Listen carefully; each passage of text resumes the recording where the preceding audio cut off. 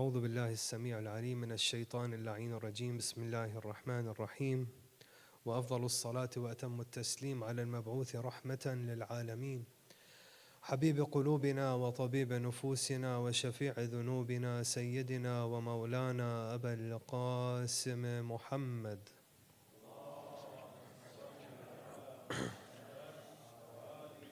عليه وعلى آل بيته الطيبين الطاهرين، لا سيما بقية الله في الأراضين. روحي وأرواح العالمين لتراب مقدمه الفدا، واللعنة الدائمة على أعدائهم أجمعين منذ آدم إلى قيام يوم الدين. رب اشرح لي صدري ويسر لي أمري واحلل عقدة من لساني يفقه قولي.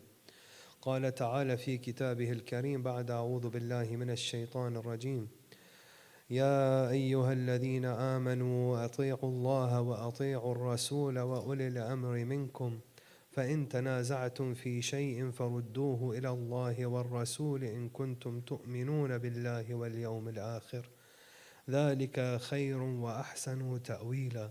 Allah Azza wa Jal says in Surah An-Nisa, Ayah 59, O you who believe, obey Allah and obey the Apostle and those in authority from among you.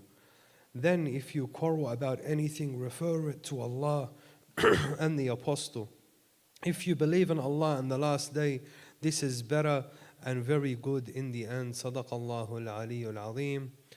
طيبوا أفواهكم بالصلاة على محمد وآل محمد.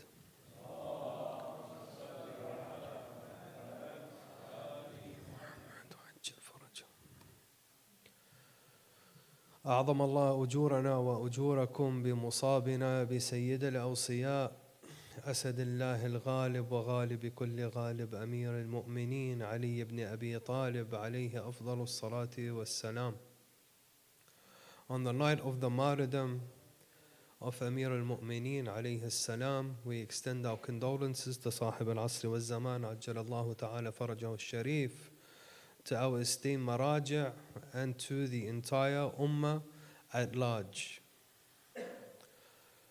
The verse we opened up with, brothers and sisters, is one of the verses which is directly tied to Amir al-Mu'mineen alayhi salam. And in this verse, Allah subhanahu wa ta'ala is addressing a key issue in human necessities and in life, and also a key issue in our aqeedah. Islam being a holistic religion, a religion which encompasses every essential necessity of human life in order, or anything which is necessary for human life to prevail, addresses the core concepts of society and of the individual and of one's own spiritual journey. Because Islam understands, and Allah Azza wa Jal being the creator of mankind, He understands that all of these things are linked. He not only wants us to be muwahideen on a spiritual and personal basis, nor does He want us to be muwahideen as simple communities and societies, but He, Jalla Jalalu, wants humanity as a whole to be governed by this concept of Tawheed. So naturally, the issue of leadership, which is a human essential. Humans must be led, they need leadership. This topic then, most definitely Islam needs to address it. And Allah Azza wa Jal, in His wisdom, has addressed it. But for one reason or another, and I'm not here to give a theological discussion on the differences between Sunni and Shia, but we'll touch on them for a little bit so we can get into our discussion, inshallah, on the concept of leadership in Islam with the salawat ala Muhammad wa ali Muhammad.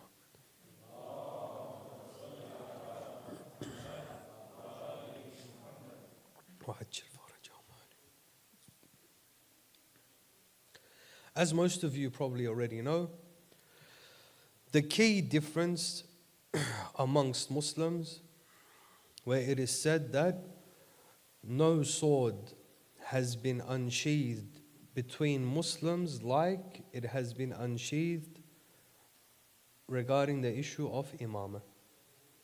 This is the major point of contention amongst Muslims, the major point of disagreement, the issue of imamah. Imamah essentially, if we want to talk about it from a worldly perspective, it means leadership. Obviously, from a theological perspective, imamah means much more than this. Much more than simple leadership. Right? Imamah for us is leadership by divine appointment, meaning a leadership which is tied to the Most High. It is the wilayah of Allah Jalla Jalal. And there was this difference in the Islamic Ummah. The Shia stance is clear. We believe that the Imam, the Khalifa, is appointed by Allah Azza wa Jal, and only Allah Azza wa Jal can choose who represents him. This is a divine position. This is not to be discussed. Wilayah is for Allah Azza wa Jal alone, and it is only Allah Jalla Jalalu who decides who his Khalifa on earth is going to be. This is the clear Shia line from the beginning of time. Our Sunni brothers and sisters, they differed even amongst each other. A very large group of them said that Allah Azza wa Jal left us no instruction in this matter. And the Holy Messenger sallallahu alaihi wasallam left this world without any clear instructions. And that the issue was left up to the Ummah. And it is the Ummah that can decide. Which is contradictory to the verse which we open up, and we'll get to it in a little bit. So what are the methods in which they decided that they will choose a leader in? The methods, they differed.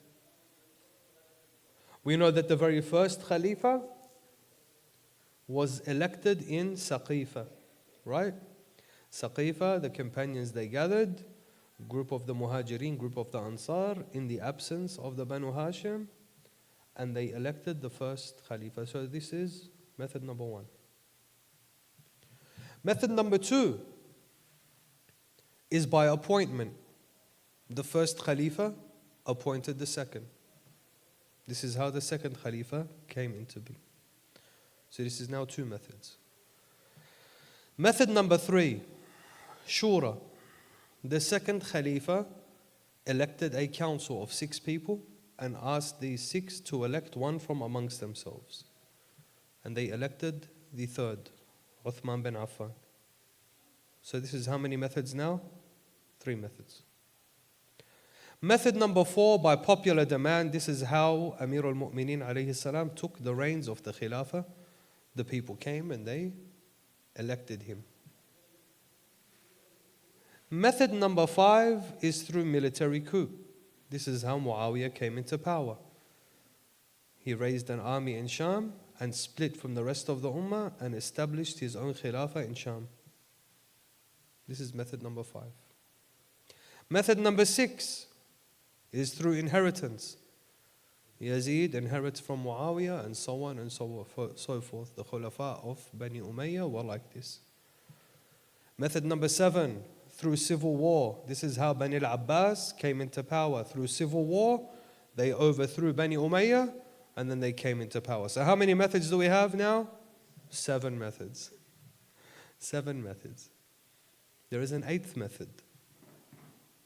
You see, because it is unanimous amongst the Muslims that at the end of time, Allah Azza wa Jal will send to this earth His final Khalifa, Al-Imam Al-Mahdi, Salamullahi alayhi, and the concept of Mahdawiyya is unanimous and agreed upon between us and the Sunnis. We differ on minute details. Here in the 8th method, our Sunni brothers and sisters, they agree with us. They say, yes, eventually it will come back to divine appointment, which the Shia believe in. So eventually they come and they agree with us. Say, okay, Allah Ta'ala at the end of time, He will elect a Khalifa for us. He will elect a leader for us. This is why, with all due respect, when I hear today, some of them are sincere when they talk about the return of the Khilafah, because they love Islam. Genuinely inside, maybe they love Islam and they want Allah Azza wa Jal's law to be predominant on earth.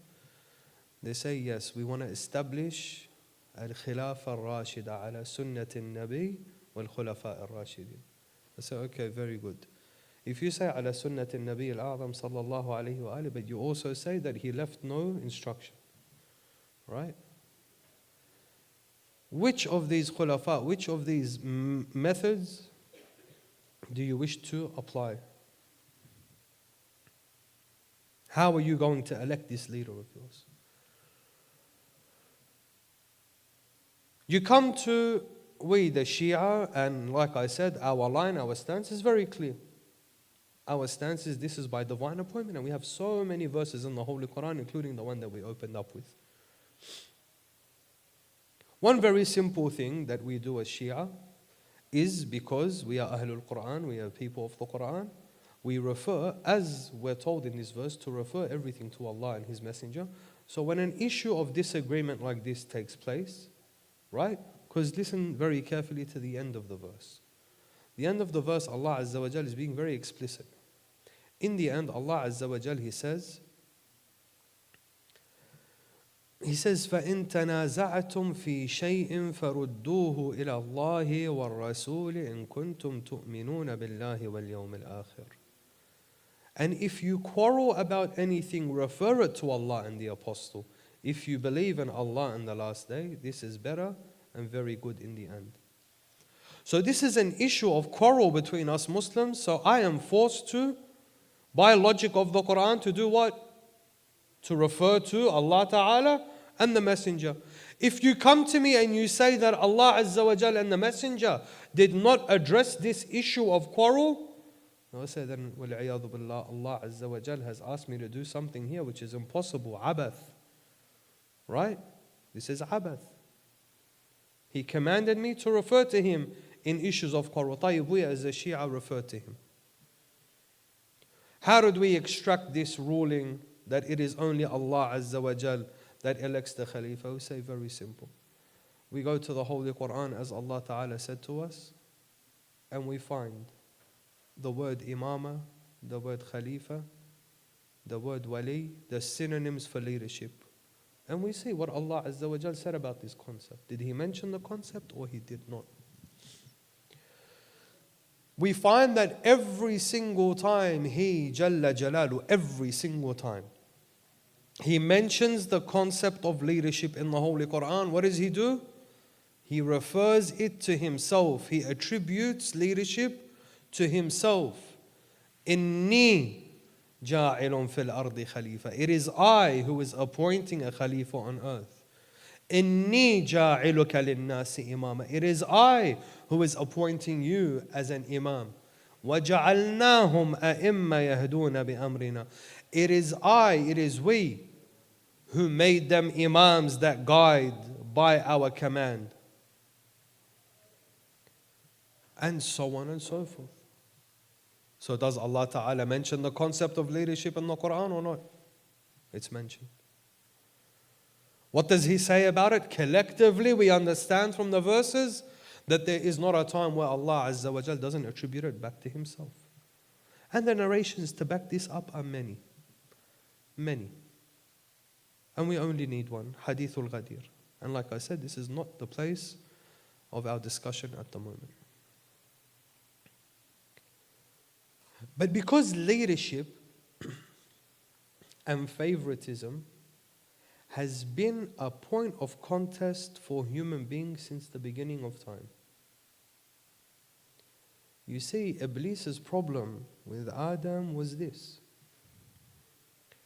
It was that Allah Azza wa Jal, not only does He command Iblis along with the angels to prostrate to Adam, but He introduces Adam as what? As His Khalifa. He says, Inni ja'ilun fil ardi khalifa. This is Iblis's problem. Why Adam? Why not me? I'm better than Adam. Between Habil and Qabil, the same thing. And throughout time, the issue is the issue of leadership. It is a hot topic. And it is a point of test and bala for mankind. It is for this reason that the narrations of Ahlul Bayt alayhi salam, because this ummah suffered, and we the Shia of Ali alayhi salam, suffered so much because of this concept, the Imams of Ahlul Bayt alayhi salam were very, very harsh when it came to leadership, even leadership at a local level. مَلْعُونَ مَنْ تَحَدَّثَ بِهَا. Cursed is the one who speaks about it. Yani is the one who says that I am worthy of being a leader. ملعون من حدث نفسه بها. Cursed is the one who even speaks between him and himself about it. Yani between him, he and himself, he thinks that he is worthy of being a leader, that he would do a better role, that he would do a better job than the current leadership. Imam al-Sadiq alayhi salam, he says, this person is a mal'oon, he is cursed. Someone that has ambitions for leadership, this person is mal'oon. Because for natural leaders, it doesn't care, it doesn't matter to them, and they don't care whether they become the leaders or not. In a very interesting narration, which is found across the board, Sunnatan wa Shia, we both have this hadith, and it is sahih according to both standards. Sahih narration. The Holy Messenger sallallahu alaihi wasallam is sitting amongst the companions, and he says, who amongst you will fight for the ta'weel of the Holy Quran, for the implementation of the Holy Quran, just as I fought for the tanzeel, for the revelation of the Holy Quran? The first Khalifa, he stands up and he says, is it me, Ya Rasulullah? He says to him, no, it's not you. The second Khalifa stands up and he says, is it me, Ya Rasulullah? He says, no, it's not you. And what's interesting about this is we see from their behavior here that there was always ambition for leadership. They are actively pursuing it here. They're actively asking about it. Is it me? Each one of them thinking that they are worthy about this, or that they are worthy of this. Right? So they were concerned with the affair. They were concerned about leadership. They leaned towards it. Subhanallah, look now what happens in this narration. Then he, wa alaikum assalam. Then he, sallallahu alayhi wa ali, he says, the one who will do this, who will fight for the ta'weel is who? Is the one fixing the sandals. Amir al-Mu'mineen alayhi salam, in this narration, he was fixing the sandal of Rasulullah sallallahu alayhi. The symbolism here is amazing. On one hand, you have a party who are genuinely concerned now about the issue of leadership and see themselves fit and are pursuing it.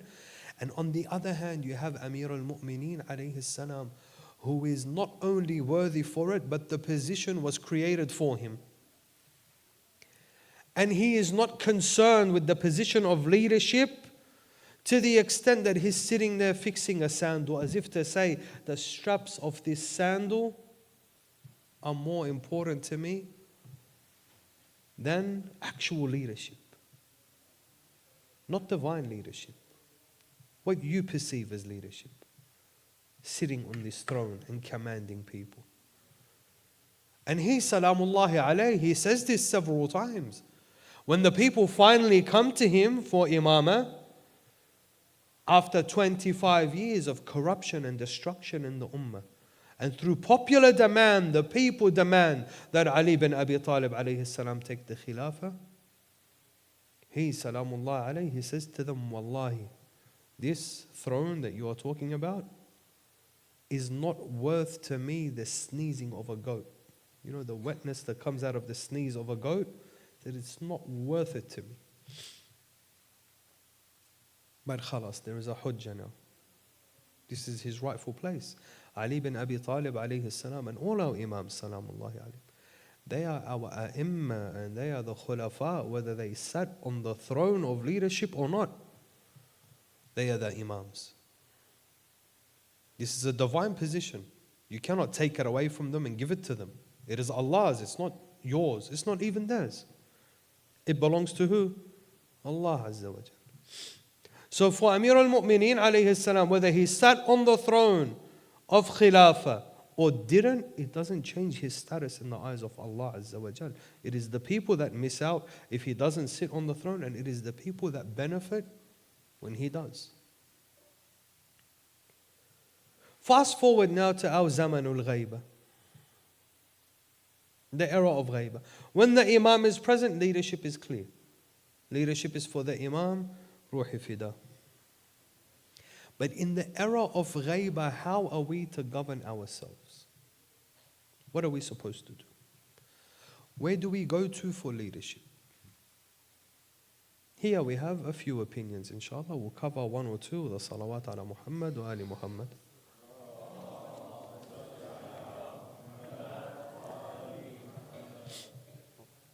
The first opinion is that, we abstain from leadership. We don't follow any leader. And let this be the state of the Shia until the advent of Imam al-Zaman. Why? Because leadership is only for Ahlul Bayt. This is what they're saying. Leadership is only for Ahlul Bayt. Very good. And we see some of these people, sometimes out of ignorance, but sometimes out of pure foolishness, they say silly things. They bring ahadith that have nothing to do with anything, and they apply them to the situation here.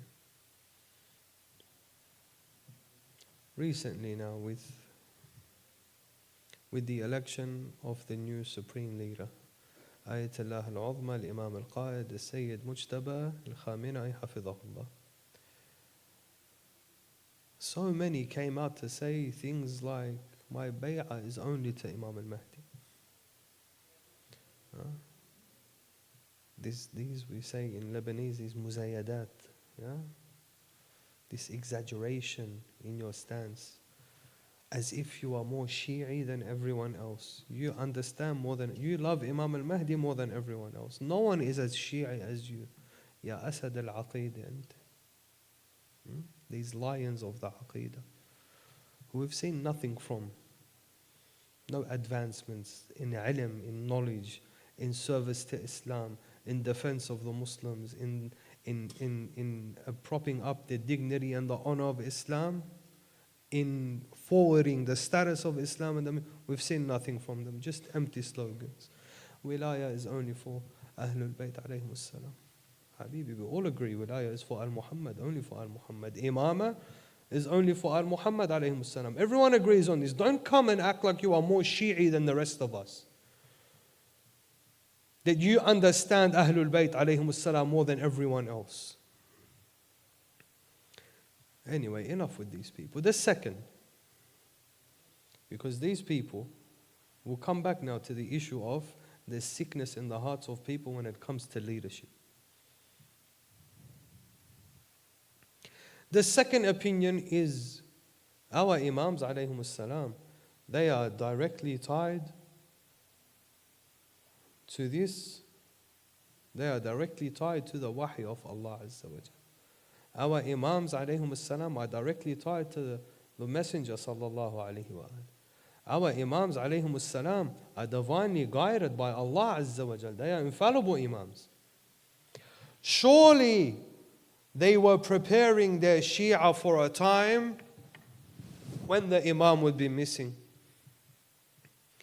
Surely they knew that a time will come that the Shia would not have access to the Imams. Do we have these narrations or don't we? From the time of Imam al-Baqir alayhi salam. More, even from the time of Rasulullah sallallahu alayhi. We have so many of these ahadith, and if I had the chance, I would bring them out. Where the Imams alayhum as-salam would warn the Shia, it is as if I see the Shia without their Imam.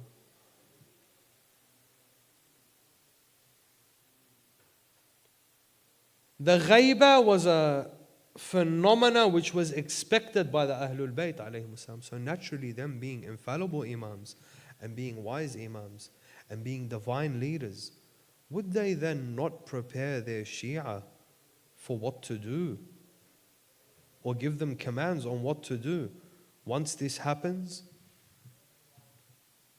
Or khalas, they're just telling their Shia, there will come a day where your Imam is not present. None of the companions of the Imams came and asked the Imam, what do we do if you are not present?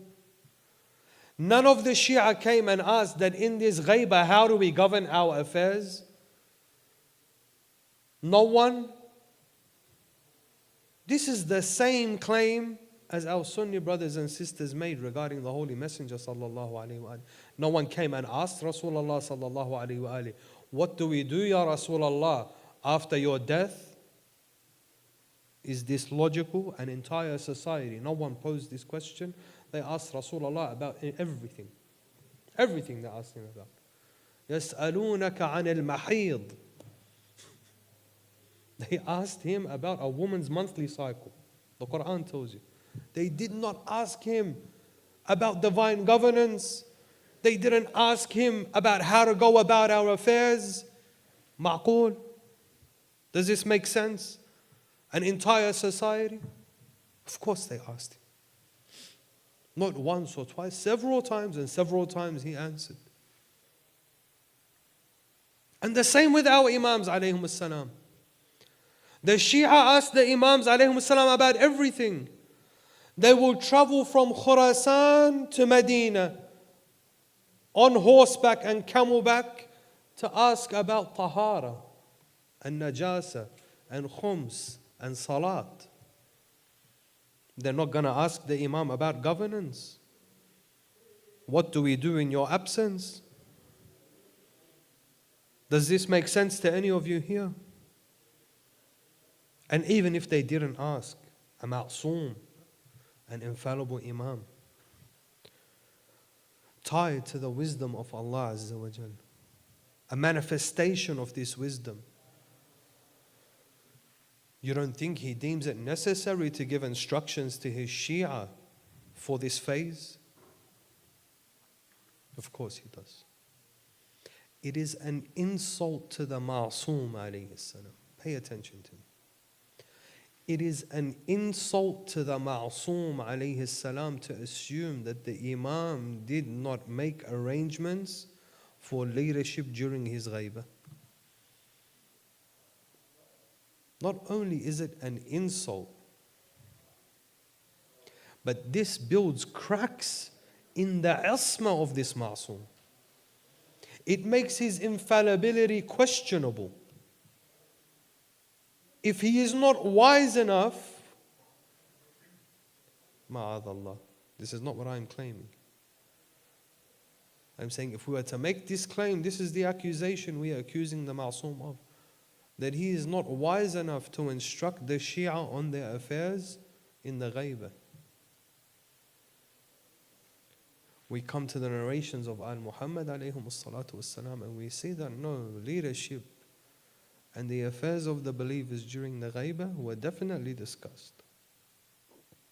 One narration, and it is the narration of Sahib al-Zaman Ajjalallahu ta'ala farajahu al-Sharif, to one of his ambassadors. He says, and as for your contemporary issues, then refer them to the narrators of our hadith, yani the fuqaha. Your issues, refer to the narrators of our ahadith. فَهُمْ حُجَّتِي عَلَيْكُمْ. They are my authority, they are my proof over you. وَأَنَا حُجَّةُ اللَّهِ. And I am the proof of Allah Azza wa Jal. Yani this chain of authority from the fuqaha, it comes from Allah Azza wa Jal through Imam al-Zaman. This is what it means. And for centuries now, the Shia have protected their creed and protected the aqidah by following this system of marja'iyah. This system of marja'iyah which has preserved this religion for over 1,000 years today. This system which has preserved our aqidah and preserved our jurisprudence and preserved our turath, preserved our history, preserved the teachings of Al-Muhammad alayhim as-salatu was-salam, preserved the blood of the believers, preserved the dignity of the believers, preserved the honor of the believers, preserved the lands of the believers. This marja'iyah. I don't even need an ayah or a riwayah to prove the concept of marja'iyah. Logically, marja'iyah is necessary. رجوع الجاهل إلى العالم. That he who is ignorant must refer to he who is knowledgeable. This is a logical equation, correct? If I am ignorant in a field and I need advice in that field, where do I go? I go to the experts in that field, correct? I have a medical issue, who do I refer to? My chef. Yeah? I refer to my chef to give me advice on how to do heart surgery. Correct? Of course, incorrect. Who do I go to? I go to a cardiologist, right? And I go to the best cardiologist. If it's my heart, or the heart of my father, or the heart of my child, I don't go to any cardiologist. I go and I look for the best cardiologist, correct? Except in religion. We go anywhere and anyone.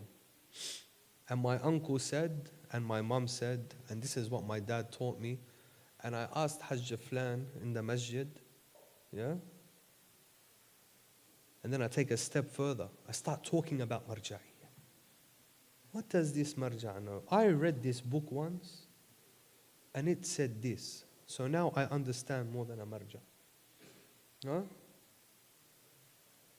It's like, inshallah, you've never encountered crackheads, yeah? But in Sydney, we have a lot of crackheads. We have, and they always know everything. They take a lot of drugs, and these people that take a lot of drugs, they always know everything, right? Because what do? They get high and they just watch YouTube videos all day and they know everything, right? So they don't go to the doctor, they don't talk to accountants, they want to represent themselves in court. This is these people. And this is the same here. He knows nothing. Wallahi, nothing. He can't even read basic Arabic. Quran, he can't recite properly. I read this hadith, he says to you. This stems from the sickness in the heart, this hubb of ri'asa, this love of leadership, that you view yourself more worthy of others. That you view yourself better than others, more intelligent than others. This concept of marja'iyah, this system of marja'iyah, Wallahi al-Azim, if you look at our story, our collective story as Shia, our mere existence is a miracle. Wallahi, it's a miracle. It's a miracle that we survived this long. How many times did we reach the brink of annihilation? How many times did all the devils and Satans of the world gather against us to end us? How many massacres have happened in our right? How many of our women have been dishonored? How many times have we been exiled from place to place? Look at the history of Lebanon. We owned all of Lebanon, from the northernmost coast all the way to the south. All of it belonged to the Shia. All of it. The Crusaders came, they backed Maronite militias, and they massacred us. Drove us to the south into the Bekaa Valley. And now they are trying to drive us even out of the south and out of the Bekaa Valley. By the will of Allah Azza wa Jal, the days will show you, inshallah. Occupied Palestine. Before Al-Ayyubi, over 80% of this region was Shia. Over 80%. Egypt, almost 100% Shia. It used to be. But the massacres took place. Genocide. Until this very day. Our Hazara brothers and sisters in Afghanistan, until this very day. In Pakistan, until this very day. In Iraq, up until recently, our Husayniyat and our Mawakib and our Masajid and our neighborhoods and our marketplaces were being attacked. Our survival is a miracle. Our mere existence is a miracle.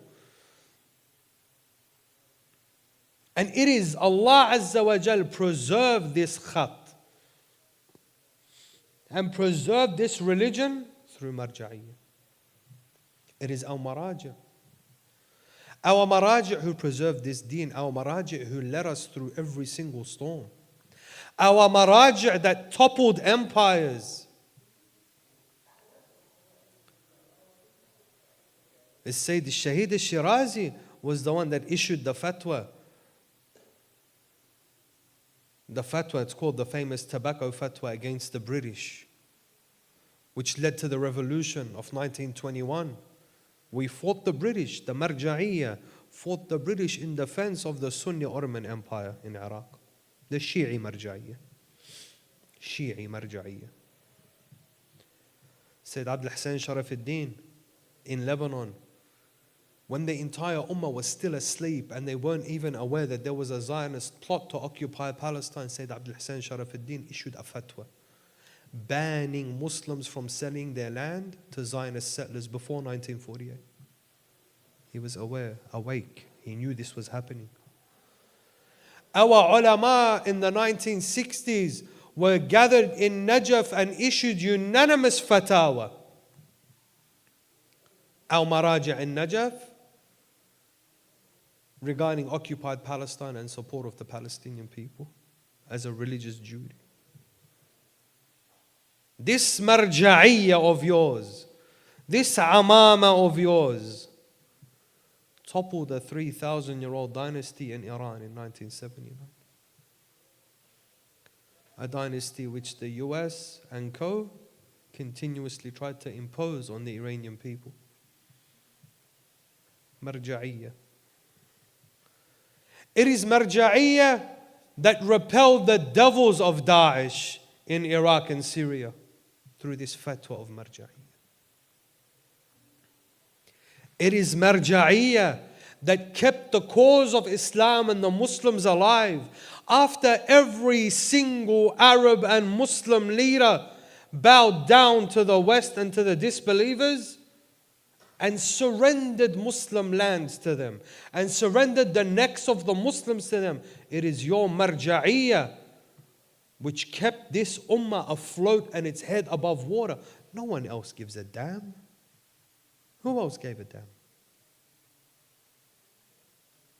It is the marja'iyya of a Sayyid al-Shaheed al-Imam al-Khamenei that issued this declaration and fatwa to establish this axis of resistance, because he is from the school of the Quran, from the school of وَأَعِدُّ لَهُمْ مَا اسْتَطَعْتُم مِّن قُوَّةٍ, and gather against them what you can of might.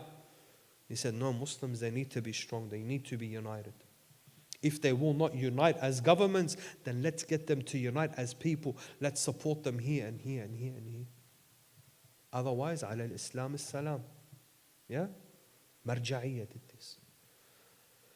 Marja'iyya that kept the cause of Gaza alive. When the cuckolds of the UAE and Saudi Arabia and Jordan and the rest of the Muslim world were sitting there stuffing their mouths and their stomachs with US dollar bills and watching as the children of Gaza were being butchered and slaughtered and starved eventually to death, it is only your marja'iyya which said, take from our funds, the funds of the Imam alayhi salam, give to them. Take from our blood and give to them. You have an obligation to go and defend them. And the rest were engaged in futile discussions. Is this a legitimate war or not? Can we declare jihad without a khalifa or not? But these people, they're being supported by the Rawafid. We shouldn't support Gaza because supporting them will be to support. Habibi, support them so the Rawafid don't have to support them. Come and support them. Wallah, we'll support you in supporting them. Come and support them. Marja'iyya. It is this marja'iyya which stood in the face of every single satanic, child molesting, child sacrificing rapist in the world today in order to preserve human dignity. And it is because of this that Marja'iyya was the first target of this current war. They know the power of Marja'iyya. They know the power of our ulama. They know the power of the fatwa. And for this reason, immediately, they targeted our Marja'iyya, our leadership. Al-Imam al-Sayyid al-Shahid al-Wali al-Khamenei radwanullahi ta'ala alayh. Then after that, during this war, several of our Maraja were targeted. A few nights ago, the office of Ayatollah Sheikh Makarim Shirazi, may Allah Azza wa Jal preserve his life, was targeted. The house of Ayatollah Jawadi Amuli, Hafidhahullah, was targeted. They understand that this Marja'iyya, the Shia, will not break off from their leadership, because through this is their only connection to their Imam alayhi salam. So any sort of movement within Tashayyu' today, whether it be individual or systematic, any movement against Marja'iyya is a dangerous movement. It is a movement that should be decapitated immediately. Any voices in your community who are audacious enough to attack Marja'iyya should have their tongues ripped out, metaphorically speaking. Because these are people who are attacking what? Our central command. At a time when we are at war. At a time where everyone has gathered against us. At a time where we are facing an existential threat. We have the voices of imbeciles. Absolute imbeciles.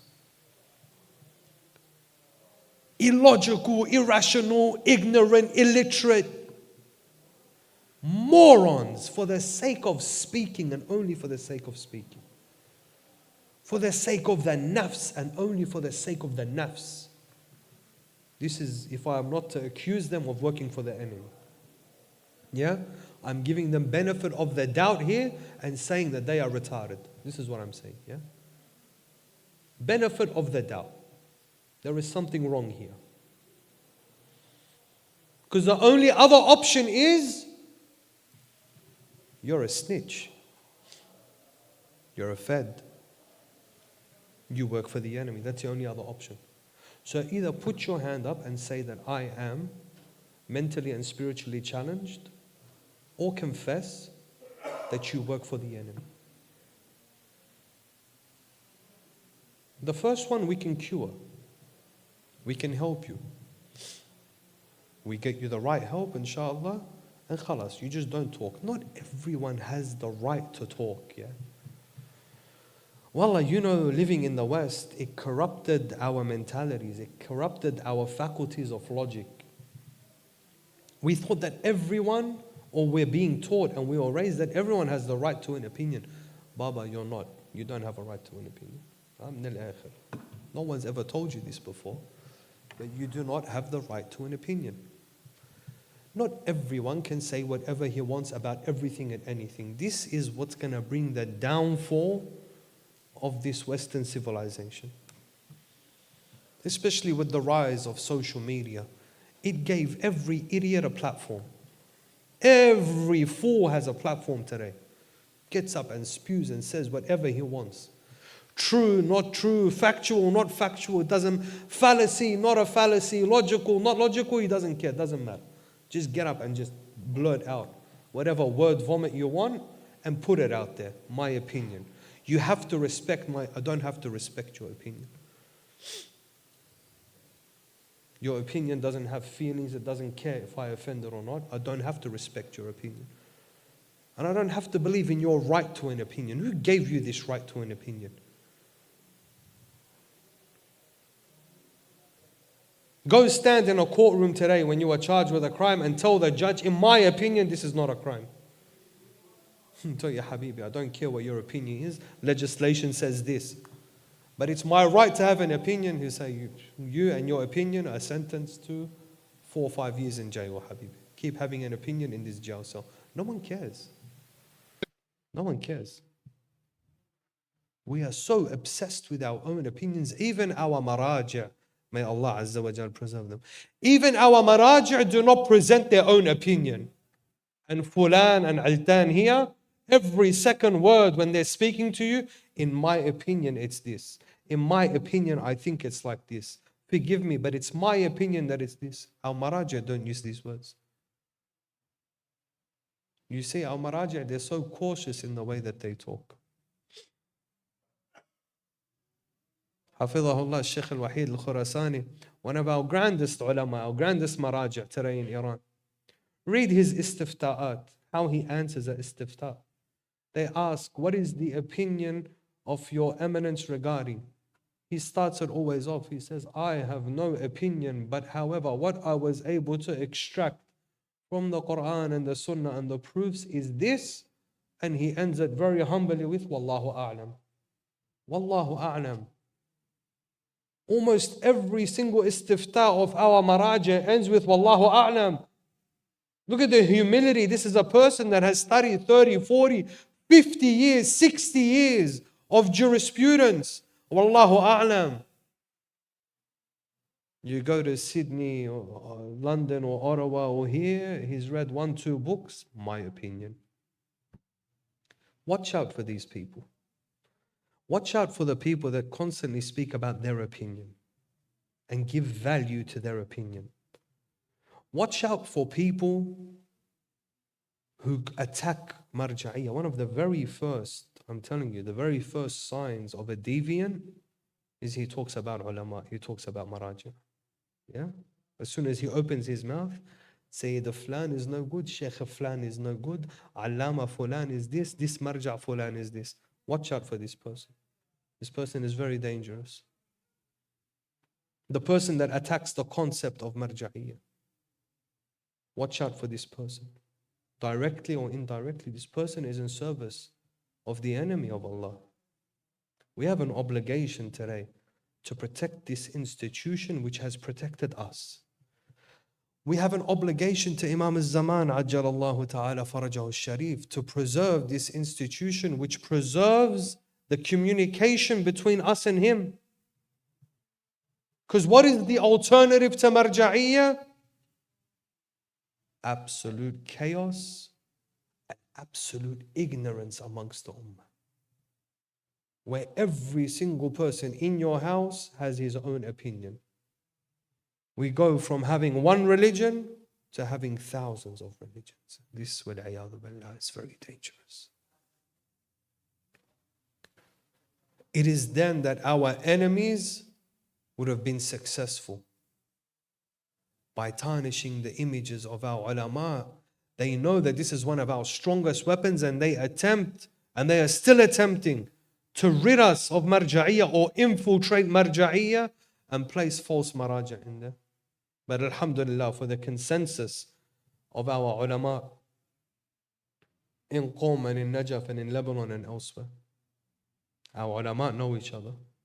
They studied with one another. They have the same teachers. They know each other's abilities and capabilities. So anytime one person rises with falsehood, immediately the consensus is there. This person is no good.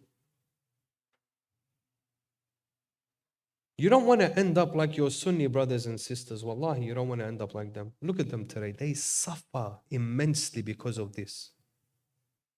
They suffer. There's no central leadership. There's no central reference point. There's not one united stance. There is not one united point of reference. They don't know who to go to, who to turn to. There isn't one united representative. Who do they follow today? Who leads the Muslim Sunni world today? We don't know. They don't know. Ahzab, Tayyarat. Political parties and political thought, and they're split on ideological lines.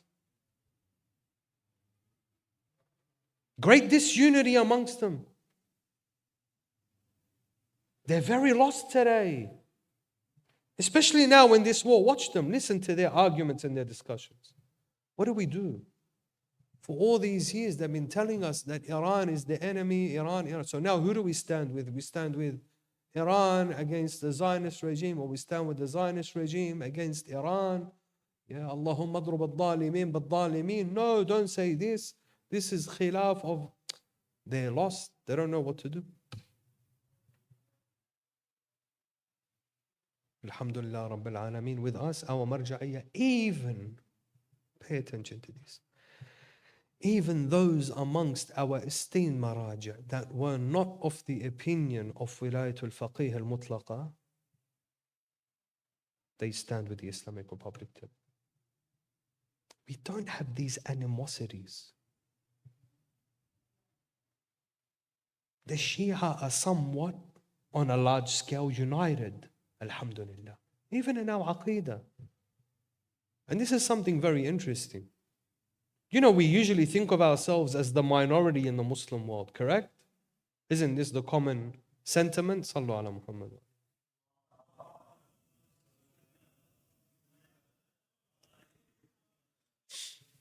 We comprise what? 1/3 of the Muslim world, probably.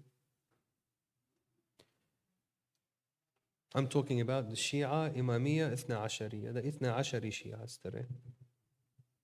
About 1/3 of the Muslim world.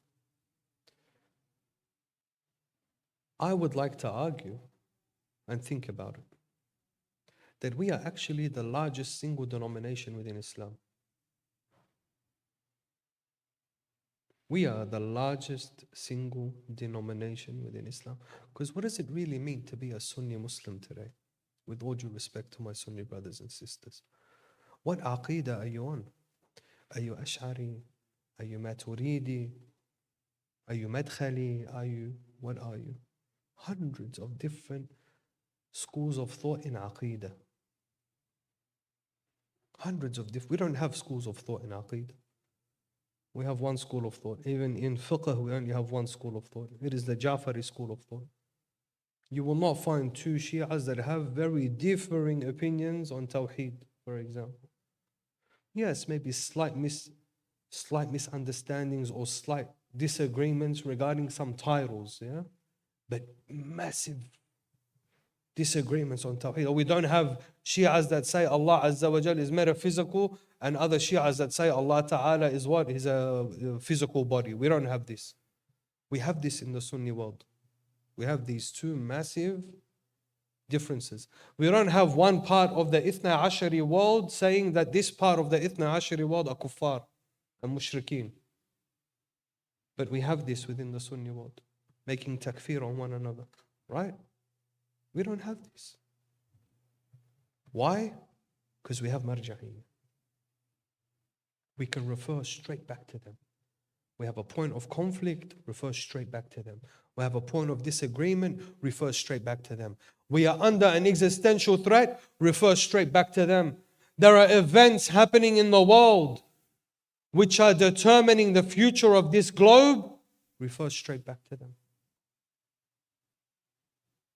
So any attempt by anyone, internal and external, to tarnish the reputation of the marja'iyya, to tarnish the reputation of our leadership, this should be severed immediately. I'll give you an example, inshallah, on how our maraja works. Sallallahu ala Muhammad wa alayhi.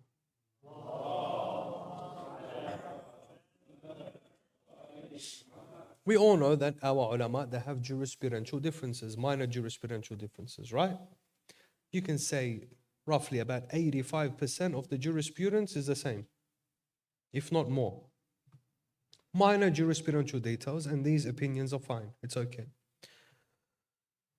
One point of difference amongst the Shia, it's a hot controversial topic I don't like to talk about. I think this is the first time I discuss it on the minbar even. Yeah, but just as an example I'm giving. Is the issue of tatbir, for example. Right? There are differences of opinion. Some ulama say it's mubah, some say it's mustahab. And there are others, like Imam Al-Khamenei, rahmatullahi alayh, and Sheikh Makarim Shirazi, that say this is haram. It's haram, you can't do it. Look at the humility and humbleness and wisdom of our ulama. One of our maraji', Ayat Allah al-Uzma, Sayyid Qadim al-Ha'iri, hafidhahullah. Sayyid Qadim al-Ha'iri is one of our esteemed maraji'. And again, just on the humility of this man, he's someone who has relinquished his marja'iyya, yeah? A few years ago, he relinquished it. He said, I'm getting old, my health doesn't permit me to continue in my duties, so I'm relinquishing my marja'iyya. I don't allow anyone to be a muqallid of me anymore. But anyway, when he was asked about his opinion on tatbir, on this matter, look at the wisdom and look at the God consciousness of this man. He says, what I have been able to extract from the law is that this particular action is mubah, it's permissible. You know, in jurisprudence, we have primary rulings and we have secondary rulings, right? He says, as a primary ruling, I do not deem it problematic. It is permissible. You are permitted to do it. He says, however, he says, because the grandeur, Haybatul Islam, is tied to the individual character of Wali Amr al-Islam al-Muslimin, al-Imam al-Khamenei, because this hayba, this glory of Islam is tied to Imam al-Khamenei, and he has deemed it impermissible, and going against his word would put a crack in the grandeur and the glory of Islam. Therefore, from this end, as a secondary ruling, it is haram to maintain the hayba of Islam. This is how our ulama work. We have an obligation today, brothers and sisters, to hold on to our marja'iyya, to hold on to this concept, to protect this concept, protect this system. Protect this system which has been a caretaker system since the ghaiba, and insha'Allah will be this caretaker system until it hands us over as aitam. This is how we need to look at it. We are orphans, and the marja'iyya are our foster parents. Wallah, this is what they are. They are our foster parents. And these foster parents of ours will hand over these aitam back to their father, ajjalallahu ta'ala farajahu al-sharif. اللهم صل على محمد وآل محمد وعجل فرجهم واهلك عدوهم. اللهم إنا نرغب إليك في دولة كريمة تعز بها الإسلام وأهله وتذل بها النفاق وأهله وتجعلنا فيها من الدعاة إلى طاعتك والقادة إلى سبيلك وترزقنا بها كرامة الدنيا والآخرة بمحمد وعطرته الطاهرة صلواتك عليه وعليهم أجمعين.